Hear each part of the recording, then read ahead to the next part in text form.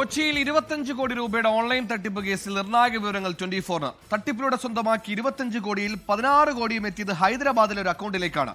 ഈ അക്കൗണ്ട് ഉടമ മറ്റൊരു തട്ടിപ്പ് കേസിൽ നിലവിൽ ജയിലിൽ കഴിയുകയാണ്. കേസിൽ അറസ്റ്റിലായ സുജിതയ്ക്ക് തട്ടിപ്പിനായി വേറെയും അക്കൗണ്ടുകൾ ഉണ്ടായിരുന്നുവെന്നും പോലീസ് കണ്ടെത്തിയിട്ടുണ്ട്.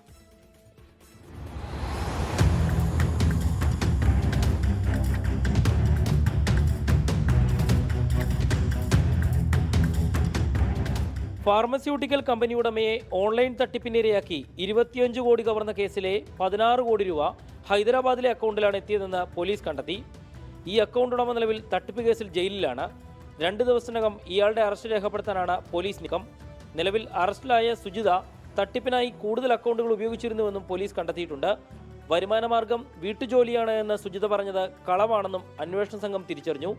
കേസിൽ തട്ടിപ്പിനിരയായ ആളെ ഡാനിയൽ എന്ന പേരിൽ വിളിച്ചത് മലയാളിയാണെന്നും കേസിൽ 5-ലധികം മലയാളികൾക്ക് പ്രത്യക്ഷത്തിൽ ബന്ധമുണ്ട് എന്നുമാണ് പോലീസിന്റെ വിലയിരുത്തൽ. എസ് ശ്യാംകുമാർ, 24 കൊച്ചി. ലോകത്തെവിടെയായാലും ഏത് സമയത്തും 24 വാർത്തകളും ഓഗ്മെന്റഡ് റിയാലിറ്റി പാക്കേജുകളും എക്സ്പ്ലെയിനറുകളും വിശദമായി കാണാൻ ഞങ്ങളുടെ യൂട്യൂബ് ചാനൽ നിങ്ങൾക്ക് സബ്സ്ക്രൈബ് ചെയ്യാം.